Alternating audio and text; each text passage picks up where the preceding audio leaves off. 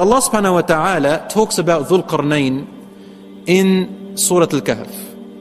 You'll find Surah Al-Kahf mentioning so much. That's why it's so important in relation to Ad-Dajjal. It speaks about Dhul Qarnayn as being that king. And Allah subhanahu wa ta'ala describes him, as I said, as a just and fair leader who used to say, whoever does good, then we will reward him. And whoever does wrong, then we will punish him a punishment in this earth. And in the hereafter will be punished by his Lord, a punishment that is unheard of. So he was very strict on laws that Allah subhanahu wa ta'ala has sent down. And he was very rewarding and generous for those who do good. So everybody loved him. And he brought justice this way. Very harsh on the wrong and very generous on the good. And Allah tells us about Dhul Qarnayn, describing his amount of kingdom, saying that, in a very allegorical, beautiful way of language in the Quran, saying that Dhul Qarnayn, he reached a very far distance in land. He used to go around the whole world to see who is being oppressed, who is doing good to reward them, bringing justice between people. He used to physically go out with his army like that, looking everywhere as far as he can. That's what he spent his life in, traveling the world and applying justice and worship of Allah subhanahu wa ta'ala everywhere he went. So Allah describes one of his journeys by saying that he went one time to establish justice, and when he reached, Allah says in the Quran, حتى إذا بلغ مغرب الشمس وجدها تغرب في عين حمئة. When he reached the place of the setting of the sun, he found it setting in a murky pond or in a murky water. What does this mean?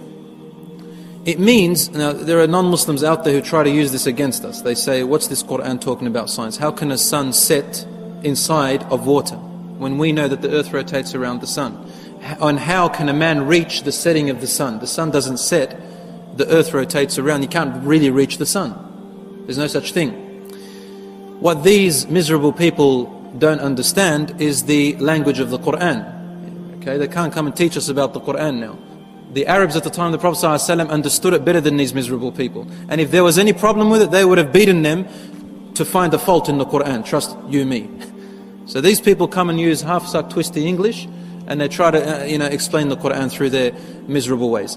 The Quran here is talking allegorically, because the Quran addresses human beings. And when you address human beings, and especially the whole world, it has to address them in a way where everybody could understand simple language. Allah is saying allegorically in a beautiful speech that in two things. He reached a place where it looks like the sun is setting. It looks like that. It's like saying, oh, the sun set behind the mountain, behind the hill. If you go behind the hill, will you find the sun? No, we say it's set behind the sun, behind the mountain. Everybody uses that language. Or you say, oh, look at that rainbow. It starts from there and ends there. But it doesn't really end there. It doesn't even come on earth. So it's what the eye sees. Allah says, when he reached where it seemed like the sun was setting. In other words, Allah is telling us, Dhul Qarnayn reached a very, very far end of the world. He said he found it setting in a murky pond, meaning it looked like as if it was setting inside the ocean. And it looked murky to him. Because when the sun is setting, you could see a very strange appearance on the surface of the ocean. Allah called it hami'ah, murky or a strange appearance or a foggy appearance. He found the sun setting there, meaning there was no more land beyond where he reached. Meaning Dhul Qarnayn reached the farthest land where nobody could reach even further. There was no more civilization after there. That's what that verse is talking about. He said he found people there. وَجَدَ مِن دُونِهِمَا قَوْمًا لَا يَكَادُونَ يَفْقَهُونَ قَوْلًا. He found there people that could hardly understand normal speech. Very primitive in speech. They said, Ya Dhul Qarnayn, O Dhul Qarnayn, they knew he was the king. Can you please help us? Ya'juj and Ma'juj mufsiduna fil ard. They are corrupters on earth. Now I want you to analyze with me over here. these people who are complaining to Dhul Qarnayn, they were very primitive in lifestyle and in language. So he reached the border of the world where civilization was so behind. And they were trying to explain to him about this other civilization that are even worse than them, that are even more primitive, worse and corruptive than these people that he just met. This is what Allah says in the Quran.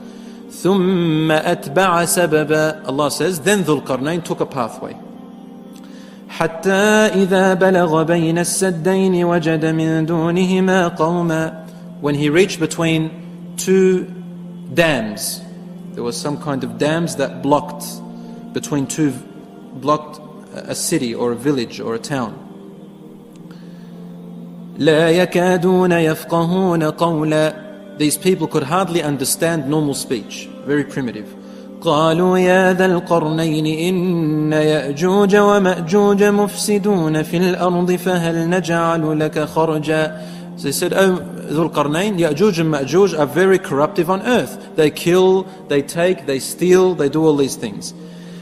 Can we give you some help, bring you some people to help you do what? عَلَىٰ أَن تَجْعَلَ بَيْنَنَا وَبَيْنَهُمْ سَدًّا. So that we can help you to make a barrier between us and them, so that they can't come to us and they can be cut off from the world. Then Dhul Qarnayn replies, قال ما مكني فيه ربي خير فأعينوني بقوة أجعل بينكم وبينهم ردما. He said, Allah has already given me enough power. I don't need your help. Thank you for offering. But what I want you to help me with is just a little bit of starting off the foundations of the wall.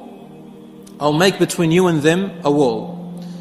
آتوني زبر الحديد. Bring me some of your Zubar al-Hadid. It's a kind of metal, like brass, very strong metal, that can withhold any kind of environment, climate change. Doesn't rust very quickly, it doesn't rust at all, and it doesn't break.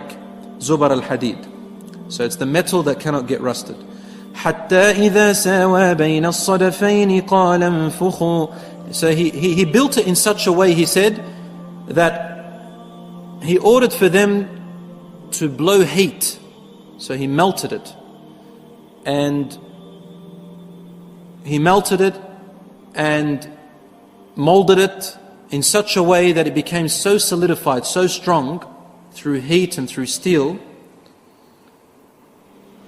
that he said حتى إذا جعله نارا, he made it melting because of fire.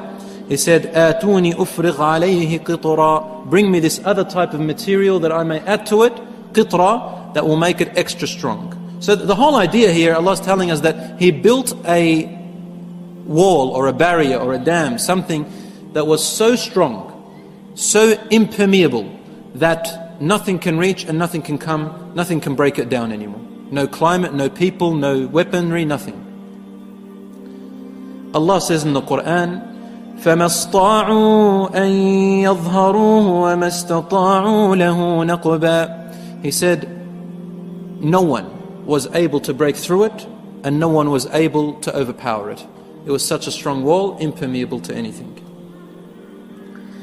And when Dhul Qarnayn looked at the people, they looked at this wall and they said, wow, this is a very strong wall. And Dhul Qarnayn wanted to teach them a lesson. Finally, he said, قَالَ هَذَا رَحْمَةٌ مِّن رَبِّي. He said, this is from the mercy of my Lord.